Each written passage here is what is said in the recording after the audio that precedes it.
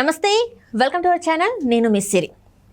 ఏపీలో అయితే అనూహ్య పరిణామాలు చోటు చేసుకుంటున్నాయి. ఇప్పుడే అందిన వార్త ప్రకారం చూసుకున్నట్టయితే ఈసీ ఒక సంచలన నిర్ణయం తీసుకున్నట్టు కనిపిస్తుంది. ఏపీ డీజీపీని అయితే బదిలీ చేసినట్టు మనకి వార్తలు తెలుస్తుంది, వార్తలు అయితే వస్తుంది. సో అసలు ఈ పరిణామాలు ఎలా చోటు చేసుకుంది, ఇలాంటి అనూహ్యంగా అంటే చాలా రోజుల నుంచి అయితే మనం చూస్తున్నాం. ఏపీ డీజీపీని బదిలీ చేయాలి అని చెప్పేసి చాలామంది నేతలు అయితే ఈసీకి ఫిర్యాదు చేశారు. కానీ ఈ రోజు మాత్రం బదిలీ చేశారు. సో దీని పరిణామాలు ఎలా ఉండబోతున్నాయి, అసలు ఎందుకు చేయాల్సి వచ్చింది, ఈ అంశాన్ని మనకి వివరించడానికి మనతో పాటు ఉన్నారు ప్రముఖ రాజకీయ విశ్లేషకులు సీతారత్న కుమారి గారు. నమస్కారం మేడం. నమస్తే అమ్మా. మేడం, ఇప్పుడు చూస్తున్నట్టయితే ఈసీ ఏపీ డీజీపీ అయిన కసిరెడ్డి రాజేంద్రనాథ్ రెడ్డి గారిని అయితే బదిలీ అయితే చేశారు. ఈ బదిలీ చేసేయడానికి ఇంత టైం ఎందుకు పట్టిందంటారు అంటే ఎప్పటి నుంచో కూడా ఆయన మీద ఫిర్యాదులు ఈసీకి వెళ్తూనే ఉన్నాయి. కానీ ఇప్పుడు ఒక 10 రోజులు ఉంది అనగా, ఎలక్షన్స్ 10 రోజులు ఉండగా ఇలాంటి ఒక మార్పును ఎందుకు, కీలక నిర్ణయం ఎందుకు తీసుకున్నారు అసలు? అంటే ఒకటి అండి, ఎలక్షన్ కమిషన్ అన్ని రాష్ట్రాల మీద డేగ కన్ను వేస్తుంది అధికారుల మీద. ఎందుకంటే ఇది ఎలక్షన్ ప్రాసెస్ అనేది ఒక ఇంత పెద్ద ప్రజాస్వామ్యంలో, ఎస్పెషల్లీ మన భారతదేశంలో ప్రజాస్వామ్యయుతంగా ఎన్నికలు నిర్వహించాలి అంటే పెద్ద కసరత్తు అనమాట. ఇది ఇది మహాయజ్ఞం లాంటిది. కొన్ని వేల కోట్లు ఖర్చు అవుతాయి, కొన్ని లక్షల మంది దీని మీద పనిచేస్తారు. త్రూఅవుట్ 29 రాష్ట్రాల్లో కూడా ప్రభుత్వ యంత్రాంగాన్ని ఉపయోగించుకొని ఆ ప్రభుత్వ యంత్రాంగం అప్పటి వరకు అధికారంలో ఉన్న పార్టీ దగ్గర ఉన్నటువంటి ఆ ప్రభుత్వ యంత్రాంగం ఆ ప్రభుత్వానికి ఫేవర్గా ఉండకుండా చూడవలసినటువంటి బాధ్యత కూడా ఎలక్షన్ కమిషన్దే. ఎందుకనంటే 5 ఏళ్ల నుంచి ప్రభుత్వము అధికారులు కలిసి పనిచేస్తారు. అయితే ఎలక్షన్ కోడ్ అమల్లోకి వచ్చిన తర్వాత అధికారులు సమానంగా ఉండాలి. అన్ని రాజకీయ పార్టీలని సమదృష్టితో చూడాలి.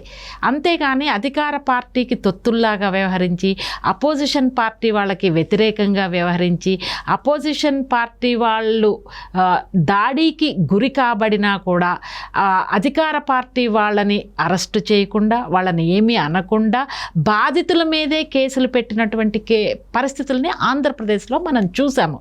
అటువంటి సిచ్యుయేషన్ ఉంది. ఎందుకంటే వైఎస్ఆర్సీపీ ఇతర రాజకీయ పార్టీల యొక్క కార్యకర్తలను కానీ, నాయకుల్ని కానీ దౌర్జన్యం, దాష్టీకం, వాళ్ళ మీద దాడులు, విపరీతమైన భయభ్రాంతులకి గురి చేసినా కూడా పోలీస్ యంత్రాంగం అధికార పార్టీ నాయకుల్ని ఏమీ అనకుండా వాళ్ళే ఎవరైతే ఇబ్బంది పెట్టారో వాళ్ళ మీద కేసులు పెట్టకుండా బాధితుల మీదే కేసులు పెట్టిన సందర్భాలని మనం ఈ 5 ఏళ్లలో చాలాసార్లు గమనించాము, చూసాము.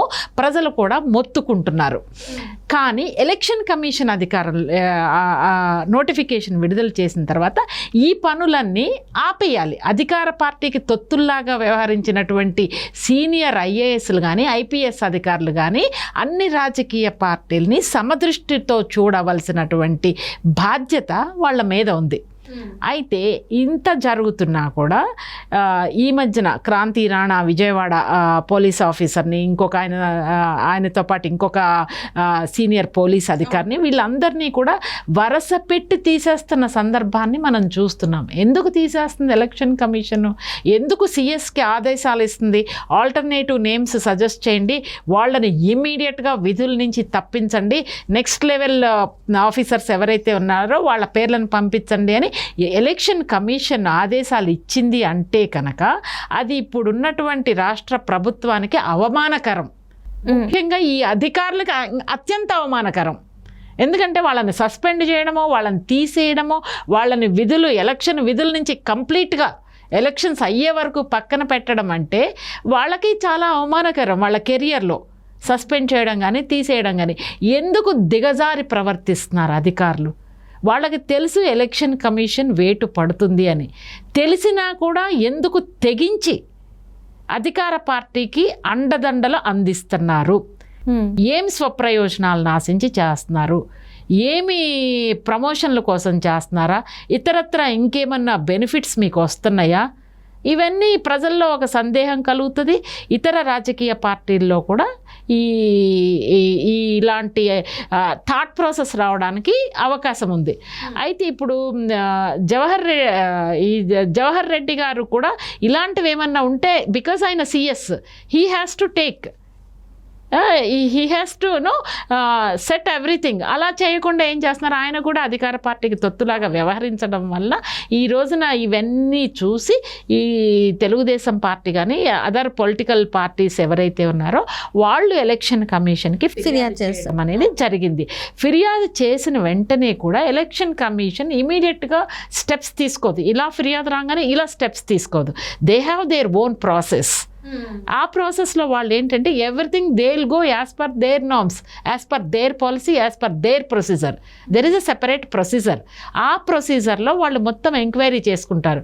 ఓకే, ఈ రెడ్డి ఎవరైతే ఉన్నారో ఇప్పుడు అధికారి, ఈయన నిజంగానే అపోజిషన్ కంప్లైంట్ ఇచ్చినట్టు అధికార పార్టీకి తొత్తుల్లాగా వ్యవహరిస్తున్నారా, సమదృష్టితో సమభావంతో చూడటం లేదా, ఒక పార్టీకి దాసోహం అయ్యారా అనేది క్లియర్ కట్గా వాళ్ళకి ఇన్ఫర్మేషన్ వచ్చిన తర్వాత మాత్రమే వాళ్ళు చర్యలు తీసుకోగలరు. ఎప్పటి నుంచో అంటున్నారు అపోజిషన్ పార్టీస్, కొంతమంది అధికారులు అధికార పార్టీకి తొత్తుల్లాగా వ్యవహరిస్తున్నారని చెప్పేసి అంటున్నా కూడా ఈసీ కొంత టైం తీసుకొని ఇంకా నెక్స్ట్ ఎలక్షన్ 10 డేస్లో ఉంది అనగా, ఇన్ నాట్ ఈవెన్ 10 డేస్, ఇంకా లెస్ దాన్ 10 డేస్ ఉండగా వాళ్ళకి పక్కా రూఢి అయిన తర్వాత ఈ టైంలో ఒక ఉద్రిక్త వాతావరణం, సెన్సిటివ్ ఏరియాస్లో క్లాషెస్ అవ్వడం కూడా సర్వసాధారణం.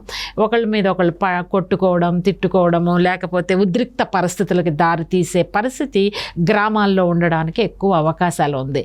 ఇటువంటి సందర్భంలో అక్కడ ఉన్నటువంటి పోలీసు అధికారులు సమదృష్టితో చూడాలి రెండు వర్గాలని కూడా. ఒక వర్గానికి కొమ్ము కాసే విధంగా ఉంటే అది తప్పు. ఇప్పుడు జరుగుతున్న ఆంధ్రప్రదేశ్లో పరిస్థితి ఏంటంటే అధికార పార్టీ కార్యకర్తలకి నాయకులకి కొమ్ము కాస్తున్న వైనం.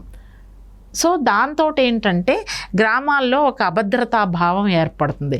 అది వెరసి ఏంటంటే ఎలక్షన్ రోజున ఇంకా పెద్ద ఇష్యూ అవ్వడానికి అవకాశం ఉంటుంది. దానిని నివారించడం కోసం ఎవరైతే అధికారులు ఒకళ్ళకి ఫేవర్గా ఉంటున్నారో చూసి వాళ్ళని తీసేయడం వలన కొత్తగా కొంచెం నిజాయితీగా ఉండి ఏ పార్టీకి అనుకూలంగా లేకుండా రాజ్యాంగబద్ధంగా వాళ్ళకి ఇచ్చినటువంటి విధులను నిర్వర్తించే దిశగా ఎవరైతే ఆఫీసర్స్ ఉన్నారో వాళ్ళని పెడతారు. వాళ్ళు ఏం చేస్తారంటే ఇలాంటి ఇష్యూస్ ఏమన్నా డెవలప్ అయినప్పుడు, ఏదన్నా క్లాషెస్ డెవలప్ అయినా, ఏమన్నా ఉద్రిక్త వాతావరణ పరిస్థితులు ఉన్నా కూడా వాళ్ళు ఏంటంటే రెండు వర్గాలని కంట్రోల్ చేస్తారు.